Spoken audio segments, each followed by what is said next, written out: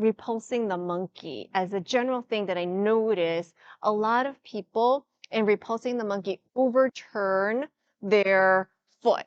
So in backwards walking, repulsing the monkey, the foot we know needs to end at this angle, right? So I'm going to just zoom this in for the folks at home so they can just see my feet more. So when we do repulsing the monkey, one foot is angled to one corner, and we want the other foot to come back, and it needs to angle to the other corner, right? So it's stepping back, but also over to the side. So there's space between these two. It's not like you're stepping straight back. You're stepping back and out to the side, and the 2 feet angle to the corner. So this needs to step back, right? So we know the feet need to do that.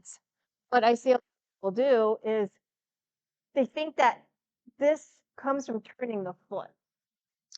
But what we are actually doing is we're opening up the hip. You just want to keep the foot relaxed. The toe should be in one line with your knee, and it just always stays in this line. And if you open up from the hip, that will naturally turn the foot into the position. If you're then also turning the foot, you overturn. So a lot of people in the backwards walking, they wind up overturning, and that foot is actually winding up pointing to this side. In the form, we did one repulsing the monkey, and then we do another repulsing the monkey. Right? So this right foot, if you overturn it and let that foot point really out to the side, then your kick is going to this corner here. But if your right foot is pointing this way, this is too big of a difference for you to be able to kick. So you will definitely lose your balance here.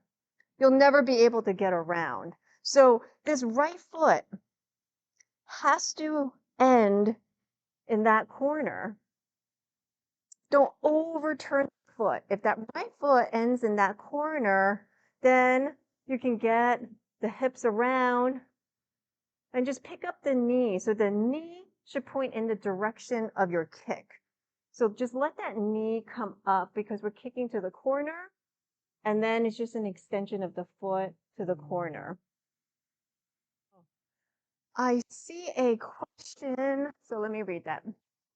Yeah, Helen's saying, struggles always reaching too far back with the foot. That's right. Yes. Don't let the leg lead the body forward or backwards. So we want to stay rooted on the supporting leg. So when we take that step forward, we don't want the leg to be like heavy pulling us off center. That left foot, when it comes forward, we should be able to bring it right back. That's true for backwards walking as well. When we step back, we don't want that leg to lead us to the back. We want that foot, when it touches back, it's still empty. Like we should always be able to bring it back. And that may mean that you have to not step so big. Because if you step big and you don't have the strength to step that big, then you won't be able to bring it back. And then you're kind of just falling into the movement. And in Tai Chi, that's what we want to try to prevent. That's our everyday walking. Everyday walking, we're basically falling into our step, right? We're kind of launching ourselves forward. We're falling, and our foot prevents us from falling is basically what happens. So that's why if something comes in our way that changes the footing, we fall because our motion forward is a fall. So we want to be more controlled, that if something is, I haven't committed, I can bring it right back. Right? Forward, backward,